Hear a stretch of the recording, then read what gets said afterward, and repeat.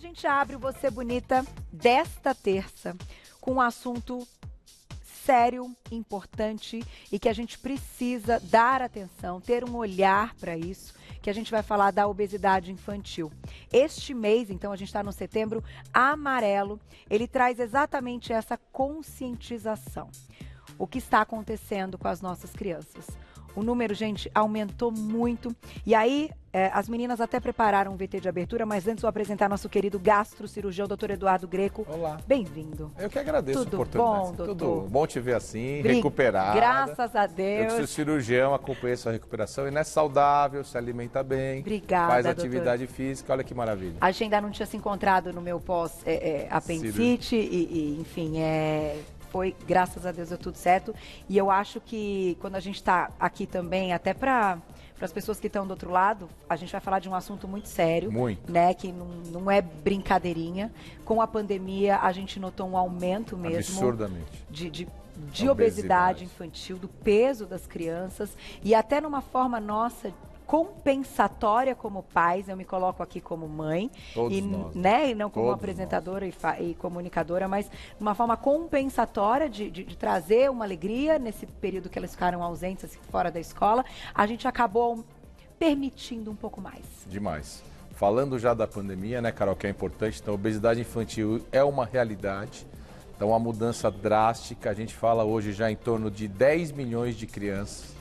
Então, no Brasil é um número assustador, você juntar sobrepeso e a obesidade, um número muito grande de crianças que estão fora do peso. E com a pandemia, já tem os estudos mostrando que as crianças aumentaram 20% do seu peso. Então, uma criança que estava, vamos dizer assim, com 40 quilos, hoje está com 48 quilos. Nossa, muita coisa. Porque é o que você disse, né? Você tinha aquele momento de estar em casa, dificuldade de saber o que vai acontecer. Mãe, para você até distrair o filho, vamos fazer um bolo juntos, vamos comer um doce. Sim. Você teve tudo isso. Mas agora eu acho que é hora da gente ter esse alerta, né, e passar as dicas, porque é o que você disse. Eu estou aqui também como médico, mas como pai. Como pai, não é? Então, como é que fazer nesse momento, exatamente. Agora, até para o pessoal de casa ter uma ideia desse número, olha como é sério, na tela. Setembro é o mês de conscientização de combate à obesidade infantil. Segundo dados recentes da Organização Mundial da Saúde, 41 milhões de crianças menores de 5 anos estão acima do peso no mundo. O Brasil tem aproximadamente 3,1 milhões de crianças com quadro de obesidade e 6,4 milhões com sobrepeso, conforme mostram os dados mais atuais do Ministério da Saúde. Combater a obesidade infantil é um dos principais desafios do século XXI. Esta doença pode ser provocada por diversos fatores, desde uma alimentação rica em açúcares e gorduras, sedentarismo e aspectos genéticos. É importante esclarecer que a obesidade é uma doença e que exige prevenção. Ações para a melhora da qualidade de vida, com mudanças de hábitos alimentares e prática de atividade física, são de suma importância para diminuir esses índices.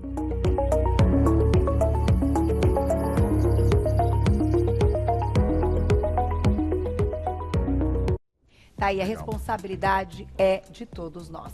Fazendo até uma recolocação, é setembro laranja, né, Glaucia? Laranja, Na minha ficha tá amarelo, laranja. mas é setembro laranja. Setembro laranja. Doutor, vamos lá. Vamos lá.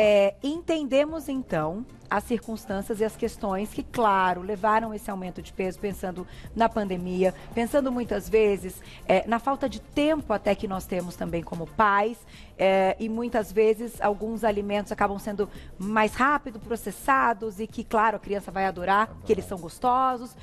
Entendendo tudo isso, como a gente inicia, então, né, uma reeducação dessas crianças? Fundamental. A gente já vinha, né, nesse processo do fast food, desse tipo de alimentação, então você já tinha todo esse processo, até o pai tem dificuldade do tempo, etc. Nesse momento agora, o primeiro ponto, né, quando a gente fala em obesidade, principalmente o lado das crianças, é atividade física. Tá. Esse é o primeiro ponto para você estimular a volta do seu filho aos esportes, aos clubes, às praças, levá-lo no sábado e no domingo para andar de bicicleta, caminhar. Porque toda atividade física já vai ajudar na perda de peso e vai mudar a questão do sedentarismo, né?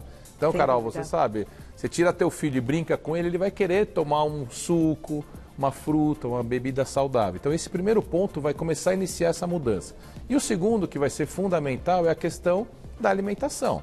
Não tem como. Então, a gente estava até aqui no bastidores, conversando aqui com o pessoal seu da produção, vai ter que se preocupar com essa questão de ter o tempo, vai gastar 7 dias, 10 dias. Para as crianças menores, a gente sempre fala que é tomar cuidado com o paladar, para ela não perder o paladar. Tá. Se você não der a fruta, começar a incentivar o suco e só ficar naquele fast food, depois para você mudar o paladar, até como adulto, né? A gente tem verdade. amigos adultos que são infantilizados o paladar, ele não consegue experimentar uma comida nova, não come verdura, não come legumes, nada. Para o adolescente ele já teve ele sabe os sabores de tudo, e aí vem aquela coisa que é a combinação, a conversa, mostrar, né, que a gente não pode proibir nem para criança nem para adolescente, é uma realidade deles. É igual o tablet, né, a alimentação, mas você não vai proibir um salgado, você não vai proibir o hot dog, você não vai proibir o fast food. Agora é aprender a ter esse equilíbrio. E como é que você consegue isso? Conversando, trazendo para a mesa. Olha, nós vamos comer uma salada, né? Se você colocar uma alface em cima da mesa e esperar teu filho pegar... Agora eu falo que você fala, como exemplo, como pai, eu tenho a minha esposa em casa com meus meninos, ela monta um pratinho para cada um, temperadinho, coloca um tomatinho cereja, aí visualmente até já atrai a criança. É verdade. Então você começar a brincar para reeducar, primeiro passo é isso e inserir aos poucos. E tem uma outra questão, até antes da gente mostrar alguns alimentos que você traz aqui ao vivo para que a gente visualize mesmo e tenha esse alerta do que tem que ser contido, né? Tem que ser limitado, não pode ser, né, enfim, o tempo todo. Tem uma questão, gente, a gente está falando das nossas crianças que daqui a pouco serão adultas e que trarão, se a gente não mudar tudo isso agora, problemas graves de saúde para elas e para um gasto público também imenso. Ninguém fala sobre isso, mas é uma questão muito séria. Muito, cara, né? muito. Para você, já tem estudos que mostram, um adolescente adulto, 75% deles vão se tornar obesos. Então, de cada 10 crianças, 7 a 8 vão ser obesos no futuro. É imenso, e já né? chegam com problemas. Hoje você tem cada vez mais novos, pessoas com refluxo, com doença diverticular, que é alteração no intestino, com problema de coração, né, jovens hipertensos, diabéticos, porque eles já levam essa questão da obesidade. Então é importante conscientizar e a gente trabalhar forte. E o trabalho é alimentação e atividade física. E tomar cuidado, porque no futuro os adolescentes, o que acontece, Carol? Bullying, né? Então você tem hoje crianças depressivas, a criança não quer tirar a camisa para ir na piscina, tem vergonha de fazer atividade física, de praticar educação física na escola, começa a ficar, né, inibido em casa. Isso também está trazendo problemas para os jovens adolescentes. Pensando na parte emocional também, olha Total. que coisa. Vamos colocar na tela, então, alguns alertas, né? Como é que a gente percebe, então, e dá aquele olhar à criança para a gente ter uma ideia se isso está acontecendo. Vou pedir para os meninos jogarem aqui na tela maior para mim, por favor, que está bem pequenininha a letra. Olha lá. Isso é bem interessante. Fique atento. Formas de identificar o problema e sinais de obesidade infantil. Então, presença de gordura abdominal, uso de roupas de tamanho muito maiores, dores nas articulações, aparecimento de cansaço em atividades simples, né? Como durante uma caminhada e ronco durante o sono. Isso é bem legal abordar, e o pessoal que está em casa, a mãe, porque às vezes a pessoa fala, mas como é que eu vou saber, né? A pessoa tem essa dificuldade, meu filho está fora do peso, porque a gente também tem muito aquela cultura que assim, precisa comer o prato todo, precisa comer tudo, né? Precisa encher o prato da criança. A gente fica feliz vendo a criança que come bem, é verdade. Às vezes isso não é sinal de estar saudável. Você tem o pediatra que acompanha seu filho, se ele come um pouquinho, está crescendo de forma adequada, no ritmo, está tudo ok, você não precisa encher isso. Então você não percebe também quando ele está gordinho. Fala, mas como é que eu sei, doutor, que meu filho está... Todo mundo olha para ele e fala que ele está, mas eu acho que ele não está. Então isso são algumas dicas para que a mãe entenda. Espera aí, meu filho tem 10 anos e está usando roupa de 14. A camisa não está legal, então já é alguma coisa que está te mostrando esse sinal. Ele dorme e ronca, a criança roncar, ou está extremamente cansado, porque o menino, né, fiz 40 horas de esporte e estou cansado, agora roncar é porque o abdômen cresceu e respira mal, entendeu? Então isso é outra dica legal. Essa questão de dor, né? Criança com dor no joelho, dói meu ombro, eu não estou sentindo bem, estou com queimação, então... Esses sinais, porque identificar também que o filho não está legal é difícil. Opa! E ouvir levar no pediatra, né? Ter aquela constância uma vez por ano, levar no médico, e o pediatra vai alertá-lo também. E tem a curva, né, que eles vão fazendo de altura e peso, e muitas vezes a gente fala, não, tá crescendo, daqui a pouquinho normaliza. Não. Vem a fase que aumenta, né, que cresce, estirão, e aí emagrece. E puxa vida, às vezes não, né, e alguns problemas já estão ali fazendo parte. Até porque, doutor, isso é uma coisa que eu queria te perguntar, como pai e como médico. A gente tem ali uma certa dorzinha no coração de levar as crianças a fazerem exame de sangue, né, que vai furar e que, enfim, é mais delicado do que um adulto, obviamente, claro. Mas a gente tem que fazer esse check-up, né? Não tem como. Fundamental. Hoje a gente tem, né, que prestigiar o pediatra que cuida dos nossos filhos. Ele vai mostrar essa curva se o peso tá legal, se a altura tá. E tem exames que são fundamentais para você entender isso. Então você vai ter que levar o seu filho para coletar um exame de sangue exatamente para ver se os hormônios estão ok, se está tudo funcionando direitinho, a tireoide está bonitinho ou não. Eu tenho minha filha de 12 anos que tinha problema de tireoide, desde os 10 anos já toma medicação. Se a gente não faz exame, como que detectou? Dormindo demais. Muito soninho, muita sonolência, sabe? Estranho uma criança, e foi se detectado isso porque a gente foi investigar. Então, é importante identificar isso para a gente poder atuar de uma maneira adequada. Vai fazer exame, raio-x do pulso para ver se o crescimento está ok. É uma maneira simples, ver se a altura dele está tudo bonitinho. E começar o que você falou. Daqui a pouco ele vai começar a crescer, esse peso vai embora. Não é assim. Infelizmente, a gente está vendo que eles crescem, mas também começam a comer mais. E aí depois para você mudar isso, Carol, quando ele está com 16, 17 anos e com peso muito... A gente tem crianças hoje mórbidos que a gente fala. Sabe, crianças que eram para pesar 60 quilos pesando 90 quilos. Então a gente tem que atuar na prevenção. Tem mais uma imagem aí para a gente colocar mais alguns critérios para a gente ter atenção, né? Então, além daqueles, a gente tem apneia, problemas respiratórios, risco de diabetes e gordura no fígado, diminuição da autoestima, estrias, problemas cardíacos, desvios de coluna e lesões nas articulações. Brincadeira, né? Não, você vê. Então, os adolescentes, você já está tendo adolescente em consultório com esse tipo de distúrbio de respiração, não dorme adequadamente.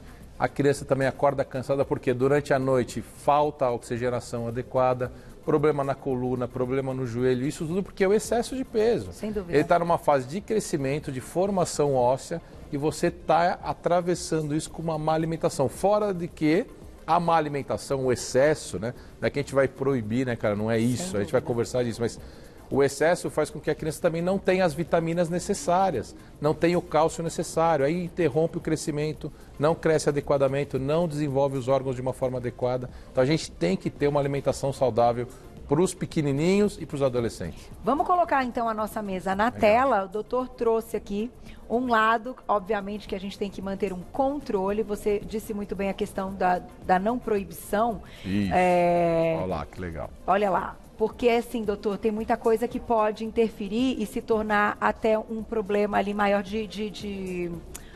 como se diz, compulsão alimentar. Demais. Dependendo, né? Depois só tem aquilo. Então, assim, a gente trouxe uma mesa e é bom esse recado que a gente tem que passar para o pessoal que está em casa. Claro que o meu filho come hambúrguer, come hot dog, gosta de bala, o seu também. Então, assim, a gente não é proibido. Então, assim, o que é o saudável ali, você vê as frutas e você começar a trabalhar substituições. Então, o refrigerante, se você conseguir que seu filho não tome o refrigerante, dê preferência pela água de coco, pelo suco, já vai ser um grande ganho. Você não conseguindo isso, você tem que tentar limitar. Ele vai numa festa infantil da escola dele, ele vai tomar guaraná, ele vai conseguir comer o seu hot dog, vai tomar sorvete. Agora, se em casa toda a refeição for só isso, esse é o problema. Então, é a troca. Então, o que a gente falou, você põe uma fruta, põe um pouquinho de doce de leite, um pouquinho de chocolate junto com a fruta para a criança começar a achar legal. Pega a mexerica lá, a tangerina, tira o fiapo, limpa bonitinho, põe geladinha para o seu filho. Pega uma uva, lava com aquela água, ele vai olhar e vai ter vontade de comer. Você jogar uma banana com casca e tudo meio verde lá, ele não vai abrir nunca. É verdade. A criança é assim. É verdade. Ele vai procurar abrir a geladeira, pegar um sorvetão que está lá fácil. Então, não é proibir, é trabalhar essa forma com a criança. Nós estamos numa festa, filho, não é para você chegar numa festa e falar, eu não como nada disso. Não, você vai aproveitar aquele momento, mas saber e a família negociar isso daí. Eu acho que o não ter em casa pode ajudar muito em algumas circunstâncias, mas muitas escolas vendem e tal. Então, assim, a gente tem conversado e entrado num acordo mesmo, como você falou. Não vai ser o arroz, feijão, a comida Isso. que vai engordar a criança. É todo o resto que vem nos intervalos. Eu acho que a parte mais complicada, doutor, são os intervalos. E eu acho que Perfeito. as mães aí também têm a mesma agonia que a minha. Então, eu tenho um filho que ama comida, né? Ele sempre, desde pequeno, pede para levar arroz e feijão para comer na escola. Não dá. Né? Mas por quê? Porque ele gosta de arroz e feijão. Então, nos intervalos, é realmente, eu acho que o nosso... Essa é a dificuldade. Essa é a dificuldade. Você conseguindo já priorizar um almoço bem legal, né? Você tendo um jantar sempre estimular a criança a coisas saudáveis, isso também dá, né? Ele se sente mais saciado e vai tendo paladar para os alimentos. Esses intervalos, então o período dele da escola, você consegue alguns, né? Ainda os menores, você monta a lancheirinha com um suquinho legal, uma fruta. E lá na escola é o que você diz, filho, não pode ser todo dia a esfirra da cantina. É uma delícia, mas hoje você come esfirra, amanhã você pega uma fruta, você vai conversando e explicando para ele a importância dele estar também saudável. Porque aí as crianças são inteligentíssimas. Os adolescentes vão entender isso, não quero ter estria no meu corpo, eu quero poder estar com um corpo legal, eu quero estar com uma saúde interessante. Isso é muito importante. E nos intervalos, né, Carol, é o meio termo. Ele vai querer uma bala um dia, bom, já comeu bala, então eu preciso agora estimular a fruta. Não é que você vai tirar, não precisa nunca mais seu filho comer uma bala, mas aquela dica da fruta, frutas secas às vezes, alva passa, as crianças também acham legal trabalhar com isso. Então você vai negociando, mãe, tô com sede, você levar uma água de coco bem geladinha, vai ser legal. Agora, se ele for na geladeira e tiver um refrigerante, para começar a limitar também esse acesso das coisas. Tem uma prateleira cheia, não é que é para você não ter, mas se tiver uma prateleira lotada de chocolate, bala, etc., vai ser difícil isso. Para quem está com a criança já com obesidade, que já detectou isso em casa, é o que você falou. Temos que tirar. Você vai ter que... não pode ter em casa num primeiro momento até você conseguir esse processo, que vai demorar aí 1 semana, 2, 3, de conscientização e seu filho entender os momentos. Depois vai. Claro que é sofrido, né, gente? Claro. É sofrido pra gente, a gente se coloca no lugar e também, por isso que a gente permitiu durante esse tempo que eles estavam com menos atividades, eu acho que mais alimentos gostosos, né? Enfim, é a nossa balança aqui de paz. Vamos colocar a perguntinha do público na tela, quem escreveu pra gente, olha lá. Obrigada, Pablo, um beijo pra você. Uma criança pode ter colesterol e pressão alta? Sim. Então esse é um problema. Então eu vou falar o que você disse, né? Estamos aqui com o pai e tio. Eu tinha um sobrinho que tinha um colesterol absurdo. Uma alimentação muito ruim. E o que ajudou? Atividade. A bicicleta, esses locais de bicicleta, ele e alguns outros amiguinhos também do mesmo perfil, gordinhos, começaram a se sentir, porque 14 anos, colesterol estourando, tentando controlar a alimentação. Puxa vida. É aquilo, é a gente procurar o que o filho gosta. Às vezes assim, eu quero que o meu filho jogue futebol. Não. Às vezes ele quer andar de bicicleta, às vezes a menina não quer jogar basquete, ela quer dançar. Hoje a dança é uma coisa legal, então também uma dica, o pessoal está em casa, então eles têm danças de rua, essas coisas que a molecada mais jovem gosta. Então, porque senão vai ter isso, Carol. Colesterol altíssimo, você pega adolescentes com 16, 17 anos tratando pressão alta. Porque a obesidade é muito intensa, entendeu? Tem um depoimento também que mandaram, vamos colocar aí na tela para vocês, para compartilhar. Lu, obrigada, um beijo. Meu filho tem 15 anos, 1,85 de altura e está com 105 quilos. A ansiedade contribui muito com o ganho de peso dele. Ele é alto, né? 1,85 é alto, mas certamente ela já deve ele ter já procurado. Exatamente. Por esse número aí, Carol, ele já está batendo, saindo do sobrepeso e entrando numa obesidade leve. E você vê que foi o que a gente disse, né? Atividade física é o primeiro ponto. Estimule o filho, a criança, o adolescente, buscar ter atividade, evitar o sedentarismo, porque com isso a alimentação dele com certeza vai ser muito melhor. E esse lado psicológico, você vê uma criança extremamente ansiosa. Então é você ajudá-lo também nesse sentido. Nessa idade ainda tem essa ansiedade que deve ser dos amigos, daqui a pouco vem vestibular. Então é o que você disse, não é fácil. Você como mãe vai ter que estar lá do lado, entender isso. Cuidado com a superpressão em cima, né? A gente às vezes cobra demais do que precisa. As crianças precisam ser crianças, né? A gente tem que entender que vai ter a responsabilidade do vestibular, mas às vezes a gente também pressiona. Então, a ansiedade faz o quê? Come mal, pula a refeição. Não, mãe, não quero comer, estou estressado. Tem que estudar para o vestibular? Legal, mas aí à tarde a mãe leva um lanchinho legal, um lanche natural, alguma coisa mais saudável, e você consegue ajudá-lo de uma certa forma. Eu acho, doutor, também que há uma questão nossa, como pais, de um certo receio, caso haja uma indicação de um medicamento. Então, é uma fase que a gente olha e fala, puxa, mas é uma criança, é um adolescente, será que precisa entrar com algum tipo de reforço, pensando na parte medicamentosa, e que às vezes é necessário e que a gente tenta se enganar, né? Que não. Então, eu acho que é tão mais difícil essa questão até da obesidade infantil do que da própria obesidade do adulto. Né? Sim. Porque a gente precisa tomar decisões da pessoa que a gente mais ama. Então, assim, é um negócio difícil. Isso não é interessante, tão simples, porque aí, né, Carol, o que a gente tem hoje, eu trato muito adolescentes já, até com procedimentos mais invasivos, do tipo um balão intragástrico, sutura gástrica, em adolescentes de 12, 13 anos. Jura, medicação. Mas como é que funciona isso? É o que você disse. Conta. A família chega com esse adolescente. Então, o primeiro momento é identificar, com as dicas que a gente teve, que meu filho não está legal. Aí você vai fazer uma série de exames. Para a grande maioria é reeducação alimentar, conversa com a família, então a gente orienta a família, conversa com a família. Depois é só o médico com o adolescente. Porque uma coisa, né, com a criança, você tem o lado da família junto, a família sozinha, depois só aquele adolescente. E aí você começa a criar uma relação de confiança que é diferente. Que os pais precisam Isso, é a velha história. Santo de casa não faz milagre. Então, é mostrar para o pai que não pode ter refrigerante em casa, tem que tirar tudo, é conscientizar a família que a criança come porque o pai levou a comida lá. Então, a primeira responsabilidade é essa. Num segundo momento, é criar essa maturidade com a criança. As meninas, eu tive 2 meninas, 12 e 13 anos, irmãs, que a gente fez procedimento. Na festa de 15 anos, até me arrepia falar. Você vai naquela festa, a menina com o vestido dela, sabe, doutor, que bom que eu encontrei o senhor, que a gente pôde... E aí você cria uma maturidade, uma relação. Aí a gente tem endócrino, pediatra, que vai ver se não interfere em nada. A gente tem psicólogo infantil. Então você prepara essa criança, é o que você falou, às vezes você vai precisar intervir. Porque senão, para ela, o dano do diabetes, da pressão alta é muito maior do que as medicações ou algum tipo de intervenção. Mas isso tem que estar tudo desenhado. A gente demorou 1 ano para fazer o procedimento numa criança. Não é que simplesmente chega no consultório e amanhã marca. O adulto é o que você falou, ele tem maturidade, ele se prepara em 1 semana, 2 semanas, mas isso é importante. E é uma conscientização mesmo, e em alguns momentos a gente tem que tirar esse nosso coração, né, da linha, com um lado que tendencioso nosso de querer só, né, que seja feliz e agradar e etc. E entrar ali uma questão de, poxa, peraí, a gente também não está nesse... Né, que é a educação num todo, no final. A parte da alimentação é educação, assim como todo o resto, né? Eu costumo dizer, doutor, se a gente tivesse na escola, desde, sei lá, bem pequenos, assim, uma matéria nutrição... Interessante. Evitaríamos tantos problemas de saúde. Exato. Né? Porque os professores ajudam, né? As crianças têm uma relação diferente. Você cresce entendendo, tendo aula mesmo daquilo. Ó, isso é isso, isso é aquilo, isso é o melhor, enfim.